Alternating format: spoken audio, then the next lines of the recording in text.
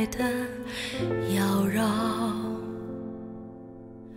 女儿心事又有谁知晓？问天无语，月儿笑。花月相望人寂寥，痴情人得不到也忘不掉。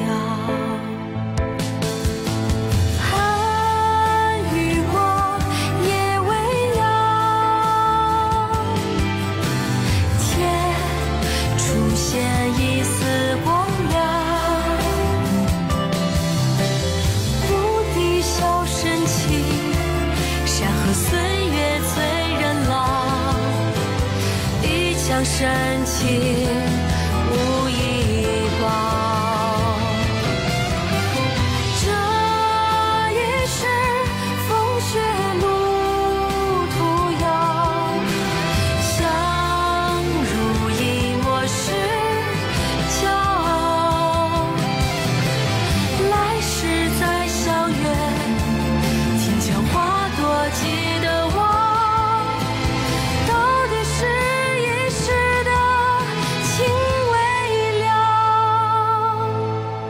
来世再相约，庭前花朵记得我，到底是一世的情未了。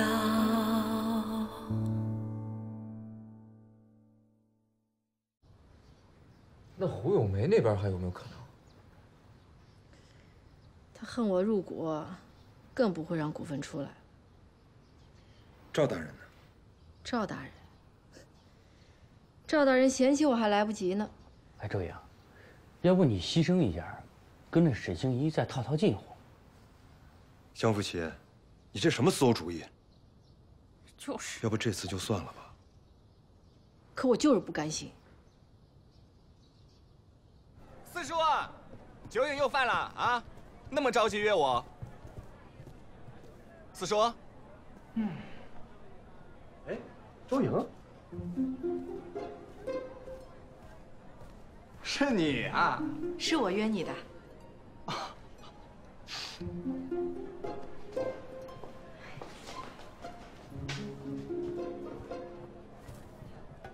怎么样？想我了？沈公子啊，你别忘了，我们只是朋友。我知道，朋友之间也可以互相挂念的嘛。哎，你先坐，我有重要的事情跟你商量。坐。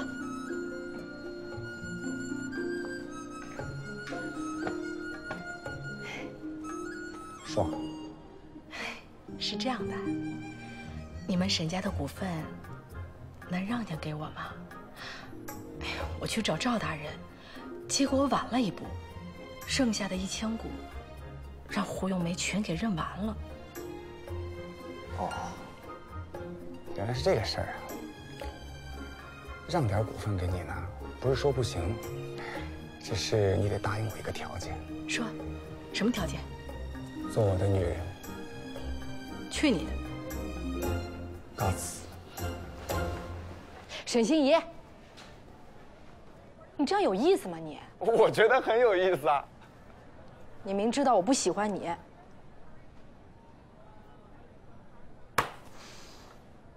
可是我喜欢你。你滚吧！我真走了啊！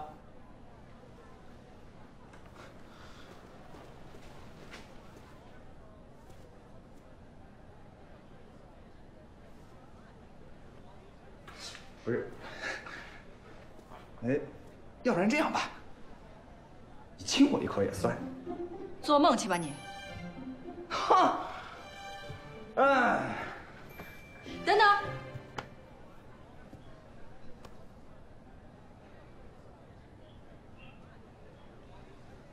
那你打算让多少股份给我？啊，认多少股份哈？亲一口，给100股。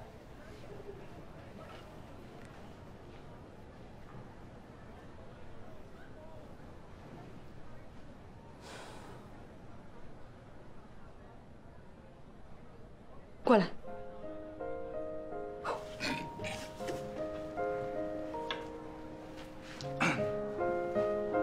坐下。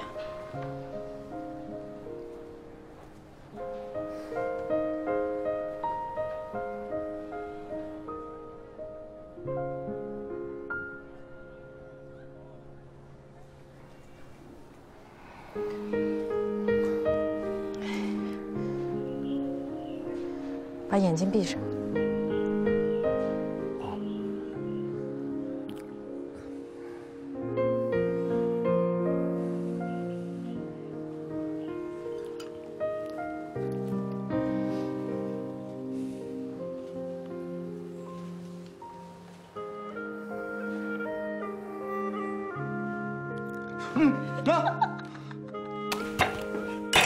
周颖，你一股都别指望我给你。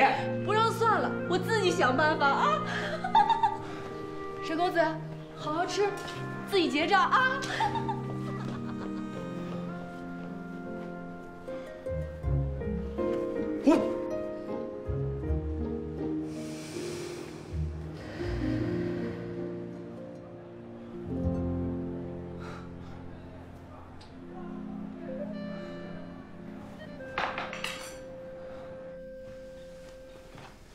文先生，杜老板、张老板，请，请。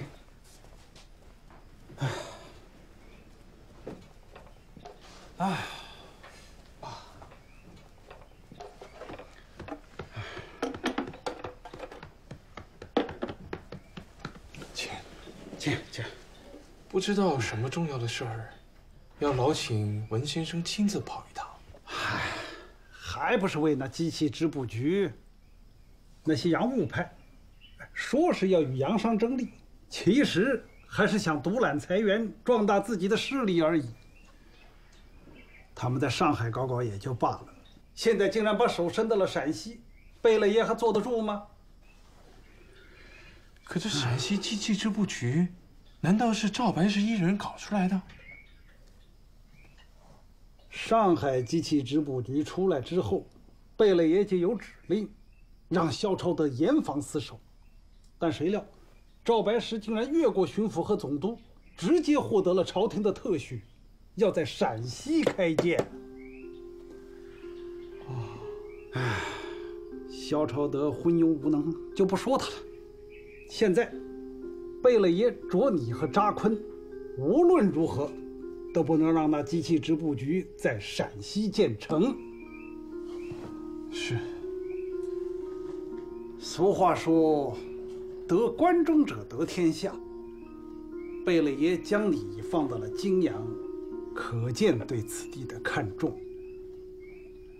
如果你不能遏制住赵白石，放任机器织布局在陕西建成，那就等同于贝勒爷的心腹之地被人插了一刀。后果如何，不用我多说吧。我明白。还有啊，那赵白石凭他一己之力，不费一兵一卒，竟然将我们控制多年的牛兽娃一举除掉，可见此人手腕呐！你千万不能掉以轻心。文先生，我一定谨记。那你们好自为之，我还得转回京城复命。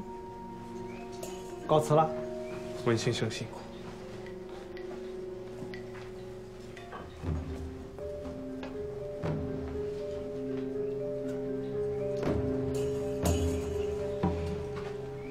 你不是说机器织布局可以让咱俩下半辈子衣食无忧吗？怎么现在贝勒爷又严令禁止了？这可怎么办？还能怎么办？所有认领股份的都与咱俩有关联，这事如果让贝勒爷知道，绝对不能让贝勒爷知道。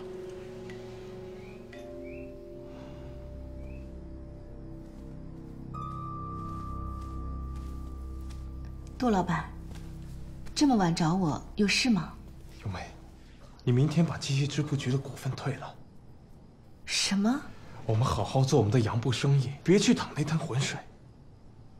为什么？贝勒爷不会让机器织布局建成的。你如果去入股，那就是跟贝勒爷作对。我不入股，就是跟银子作对。咏梅，你听我说，贝勒爷这个人，你最好不要惹他。机器织布局，我是绝对不会退出的。咏梅，你听我说，现在我最缺的就是人手。如果机器织布局开工，我一个人根本就忙不过来，所以，我需要一个伙伴。而现在我唯一最相信的人，就是你。其实有一句话，我早就想跟你说了。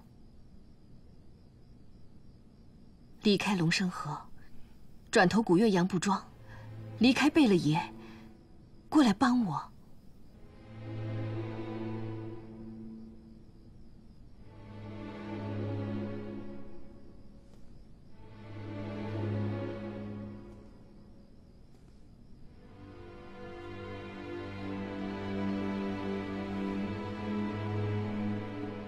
我暂时还不能离开贝勒爷。天下没有不散的宴席的。东家和掌柜分分合合，乃是人之常情。你在龙生河只是个掌柜，但是在古月洋布庄，你是半个老板呐。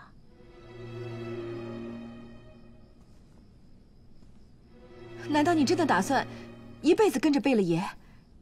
没有想过自立门户，没有想过有自己的产业，没有想过成家吗？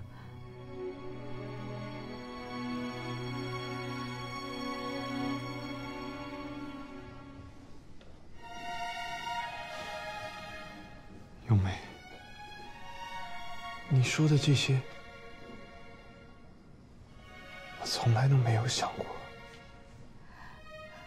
那你现在就可以开始想了。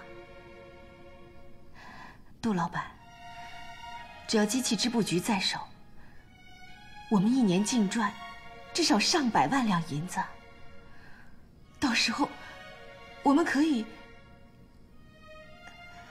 一起做很多事情。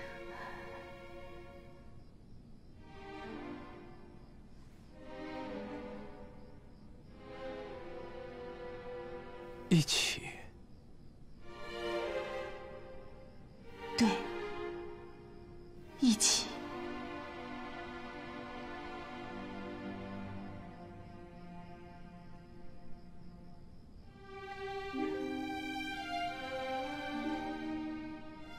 你让我好好想想。好，我等你。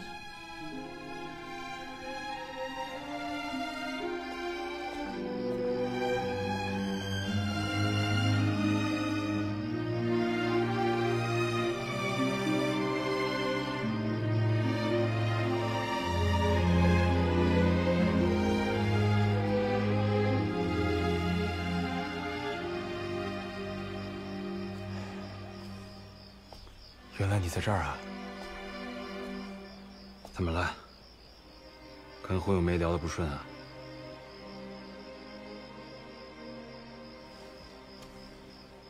坐。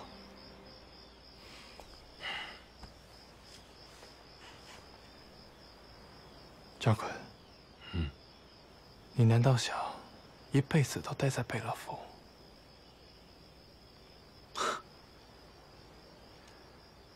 当我们老了，没有利用价值了，贝勒爷自会赶我们走吧？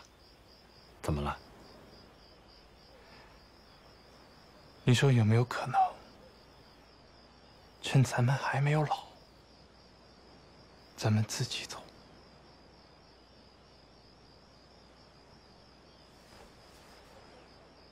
是不是胡咏梅跟你说什么了？他不愿意退股，还要我离开贝勒爷。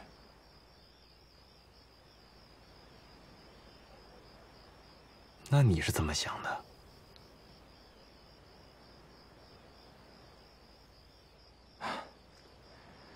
掌柜和东家分分合合乃常事。你醒醒吧！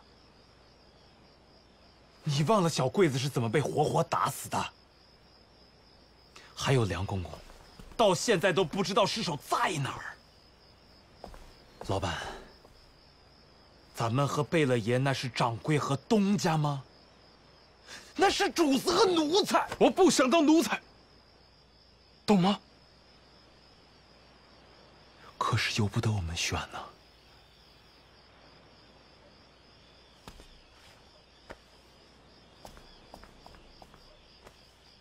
这由不得咱们选呢。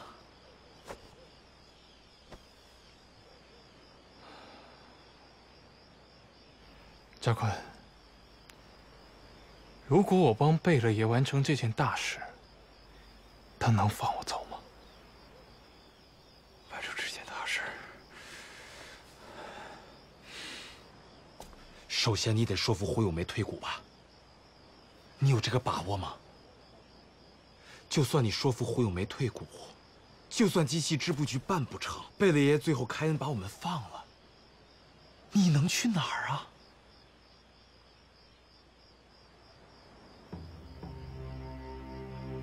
只要跟咏梅在一起，去哪都可以。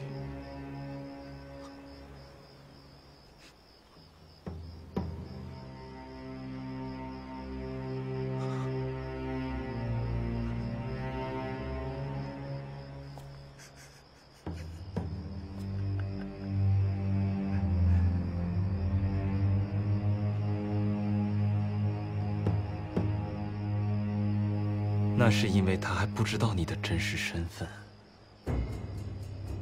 他如果知道了真正的你，他还会跟你在一起吗？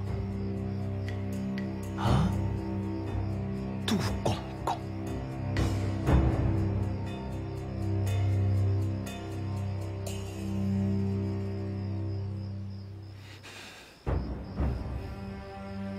没有女人愿意跟我们在一起。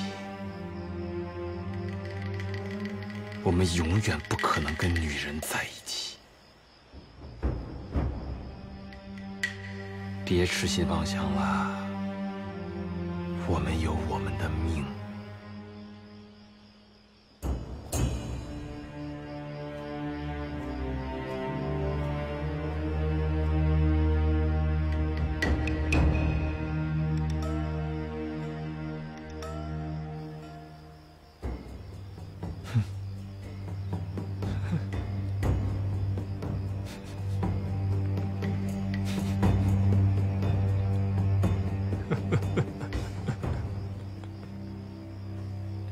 把应收款项提前收了。 5450两，再加上几个商号的现银。好，3786两。二少爷，10万两现银，够了。爹，你看，老爷，老爷，杜老板来了，他说有很重要的事情要见你。 他现在在哪儿？就在华厅。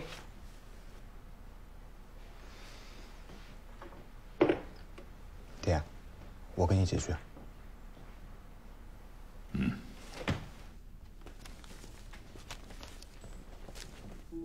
我们投资机器织布局，跟他应该没关系吧？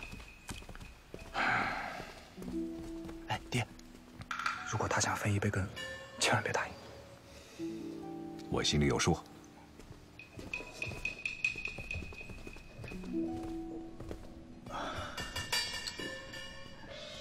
杜老板，大驾光临，不知有何见教？你们准备入股陕西机器织布局？啊，是有这个意思。不过我劝你们趁早把这念头打消了。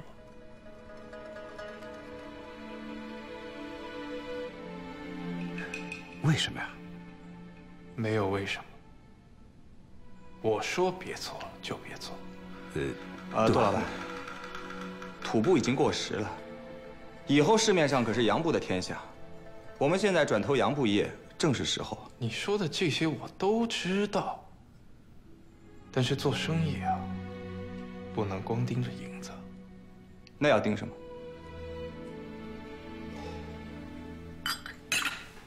大局。什么是大局？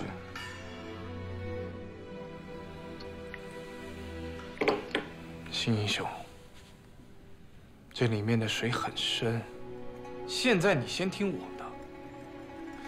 我觉得我们建立机器织布局，不管是对国家、对陕西，还是对我们商人，都是一件好事。你以为你在爱我？你以为你只是在挣钱？其实你已经被别人当枪使了。二少爷，你做你的生意，你说你去淌这滩浑水干什么？我觉得我现在做的就是我们的生意啊。星儿，先出去。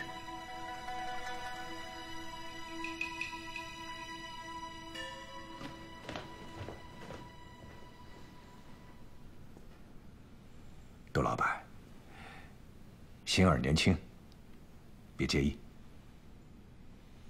只要你们不入股，什么都好说。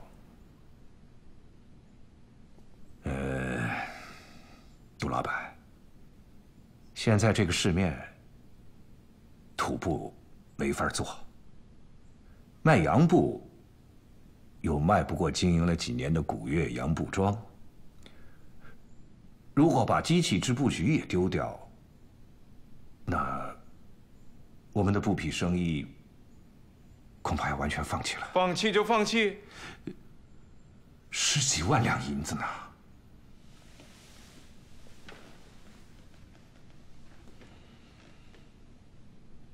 沈老板，是钱重要，还是命重要？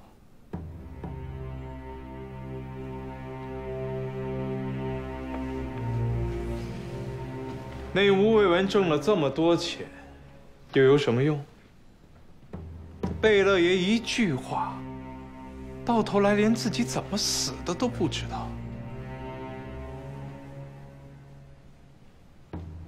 难道你想要步吴伟文后尘？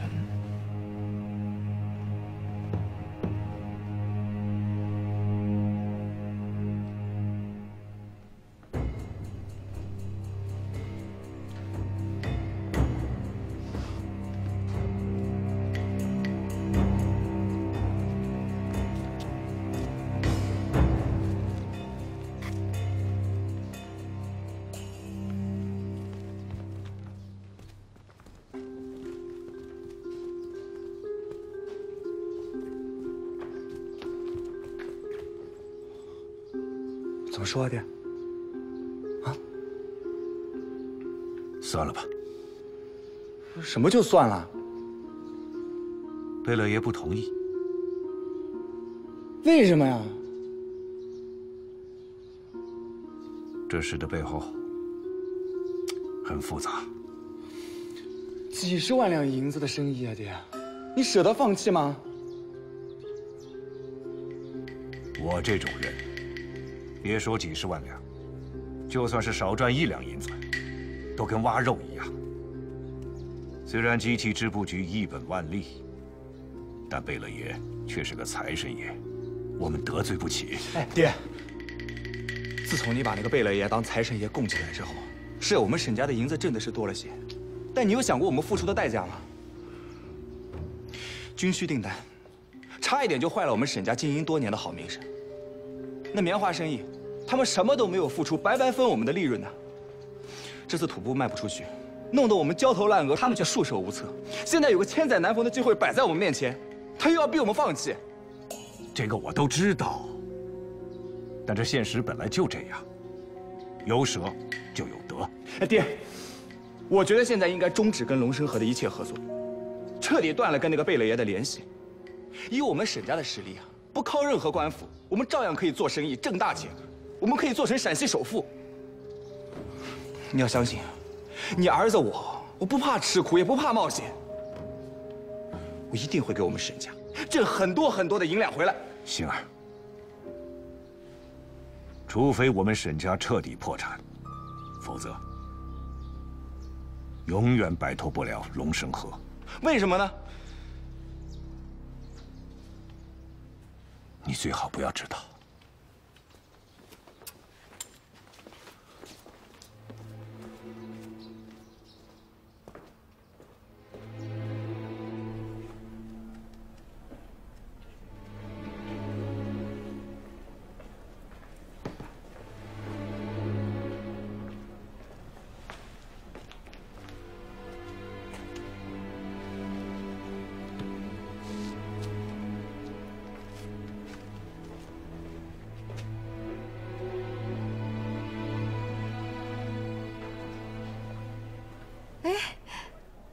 你什么时候来的？刚到。坐呀。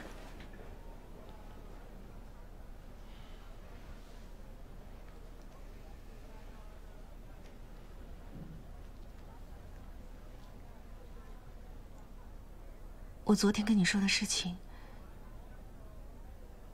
你考虑的怎么样？你的心意我领了。 只是，我现在暂时离不开贝勒爷。为什么？我们先不说这事儿，好吗？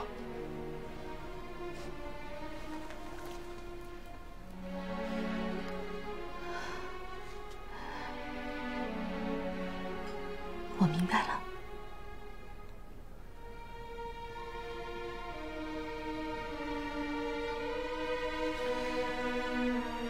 咏梅，你听我一句劝，千万别入股机器织布局。我不入股，还会有其他的人入股。我凭什么把这么好的机会拱手于人呢？贝勒爷不会放过那些人的。贝勒爷不是和沈家也合股了吗？沈家已经退股了。什么时候？就在刚才。那我明天就去把他们退下来的股份全部拿下来。咏梅，你这是在找死，你知道吗？我的死活跟你有关系吗？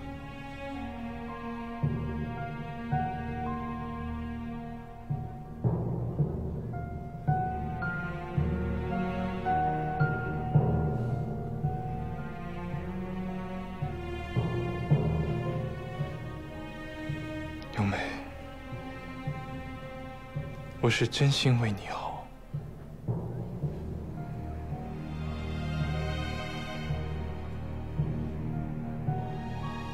杜老板，我也是真心的。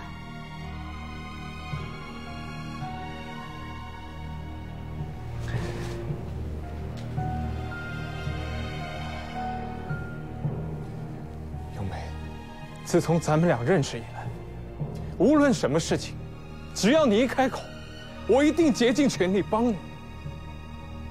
所以这件事情你也一定要听我的。 那如果我不听呢？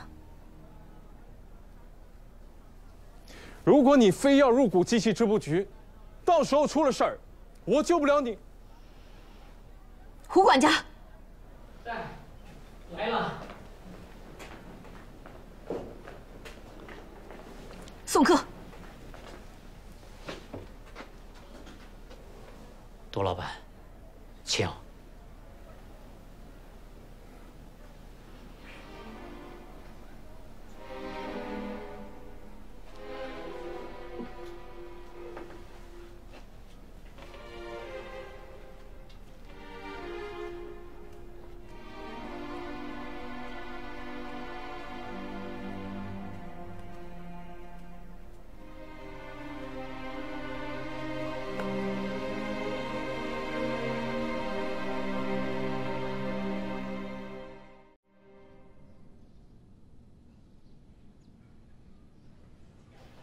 沈少爷，猪头的滋味怎么样呀？还不错啊，咸淡适中，美味可口，跟我梦想中的一模一样。那要不要再来一口？好啊，不过上次那头太肥了，今天换一头吧。你想换哪头？我对面那头。我看你是很久没挨踢了吧？你要是敢踢我，我们那1000股可就不给你了。你说什么？我们沈家的1000股，我打算全部让给你。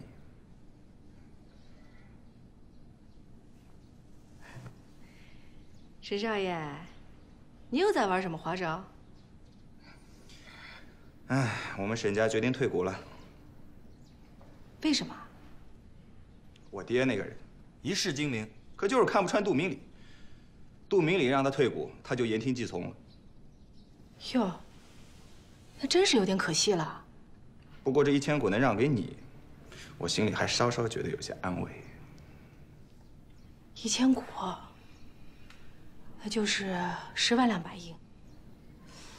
哎，这事儿得要吴家的2位叔叔同意才行啊。哎，你都是吴家大当家了，你自己还不能做主啊？1000两银子以上的事儿，都得我们3位商量着定。那你还在这跟我磨叽什么？赶紧去商量啊！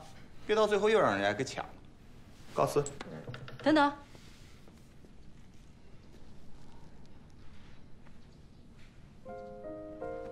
你今天怎么不跟我提条件？反正我提的条件你又不答应我，还不如我不提，让你欠我一个人情。行，算我欠你一次。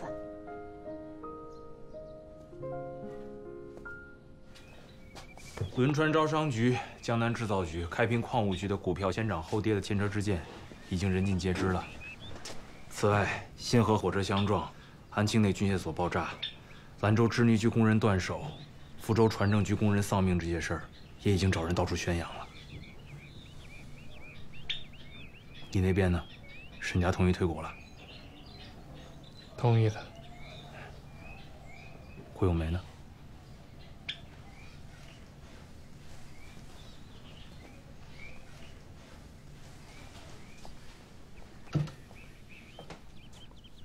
他既然不听劝，只怕你要使些手段。再等等，等不了了。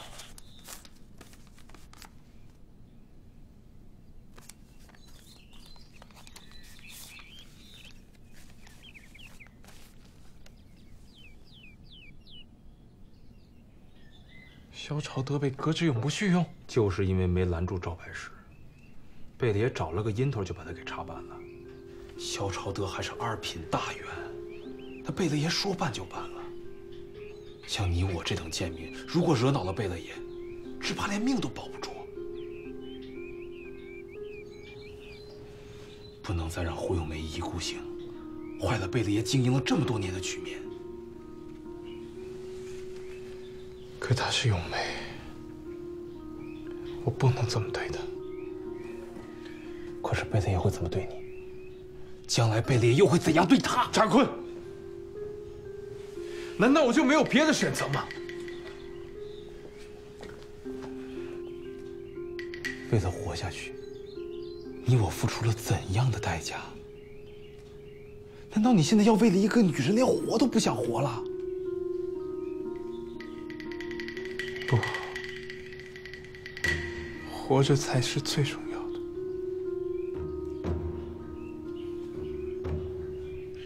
那我们就别无选择。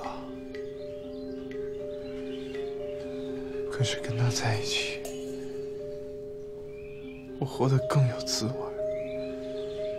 那是因为他还不知道你的真实身份。如果他知道了，那种滋味一定是你不愿意承受的。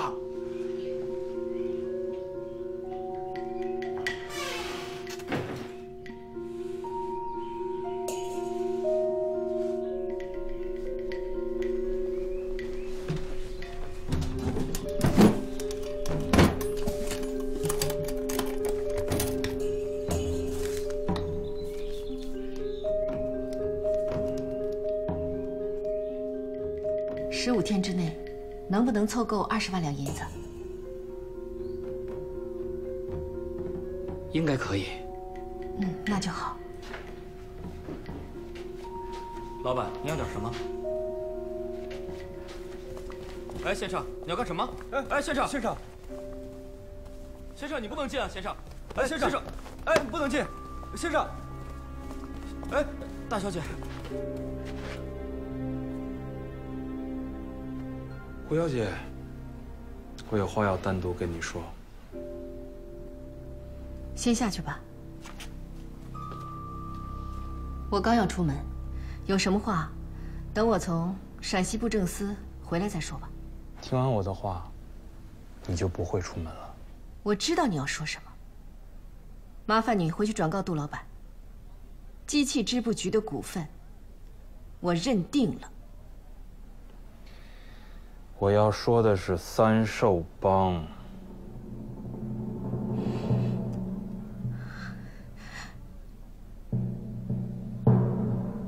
胡管家，你先出去。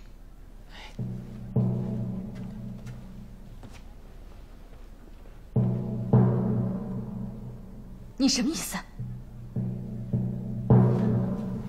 三寿帮被招安以后，官府在三寿帮的老巢里找到许多证物，其中有一封写给牛寿娃的信，信中指明泾阳吴家东院家产万贯，同时还指明吴家东院大当家周莹的行动路线。只要你规规矩矩的，我能保证这封信永远不见天日。但如果你要跟贝勒爷对着干，那我就没有办法了。你威胁我？我是在提醒你，一个千金大小姐，跟土匪有那些个瓜葛往来，旁人知道了，会有怎样的结果？你和三寿帮不也是朋友吗？如果我被官府抓了，你也跑不掉。谁能证明？就凭你一张嘴啊？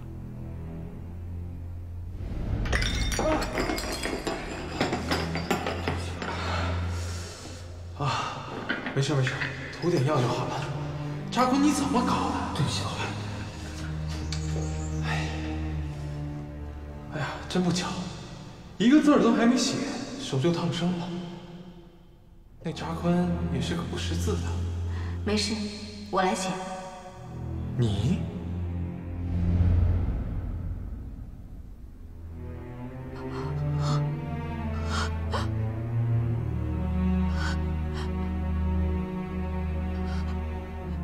原来这一切都是你们设计好的。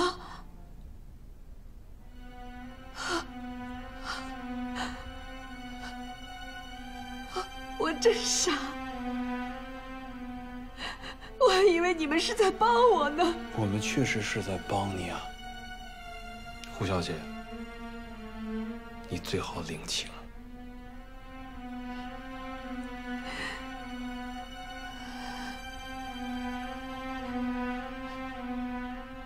这一切，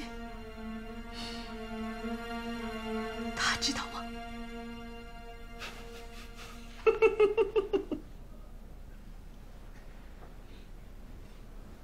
你觉得呢？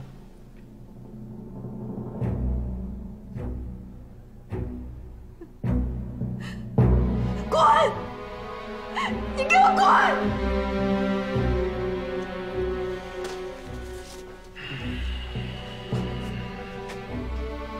刘鹏，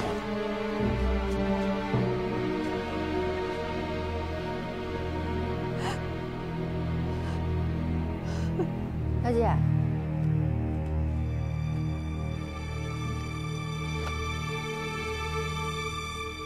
小姐，你怎么了？小姐。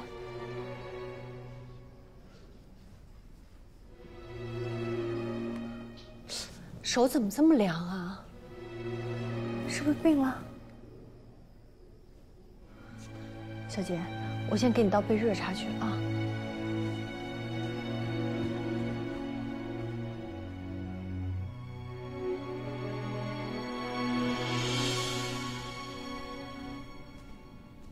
赵大人，吴家东院的少奶奶求见。请她进来。是。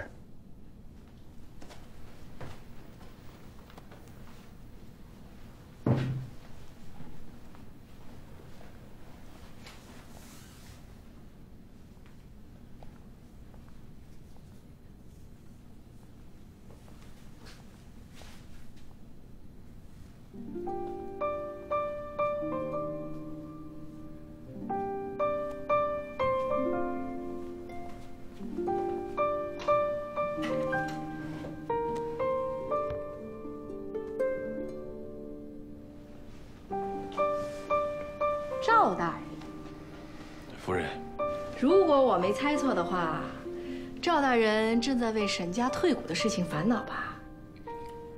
你怎么知道？我会看相啊。既然沈家退出了，那我就有机会了。虽然你这人吧特没劲，但是机器织布这件事情，我还是很看好的。我们吴家认100股，银票我都带来了。那货真价实的1万2白银。夫人，这银票我不能收。为什么？难道我又来晚了？沈家让出的1000股，又让全部给认完了？哎，你是看不起我们吴家，还是看不惯我呀？你怎么老跟我对着干呀？夫人，你误会了，我对你，对吴家，没有任何的成见，只是陕西机器织布局停止筹建。啊？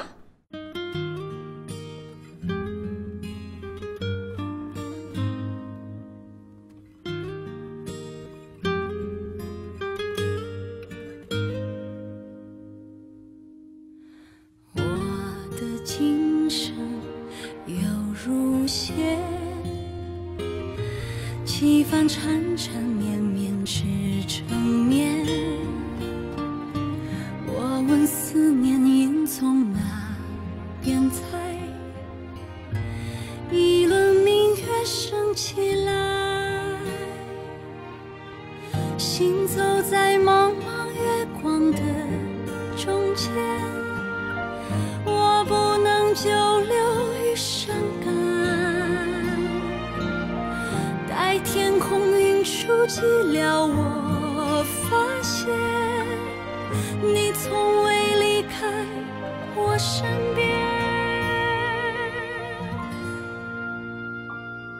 遥遥相对，满天清辉，再从容看一遍，恍若雨水。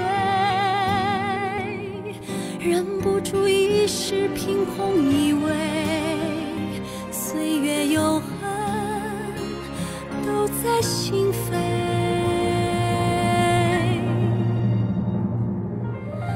独自在茫茫月光的中间，我不能久留于伤感。待天空云舒寂寥，我发现你从未离开我身边。遥遥相对，满天清辉，再从容看一遍，恍若雨水。忍不住一时凭空以为岁月有痕都在心扉。行走在茫茫月光的中间，我不能久留于伤感。待天空云舒寂寥，我发现你从未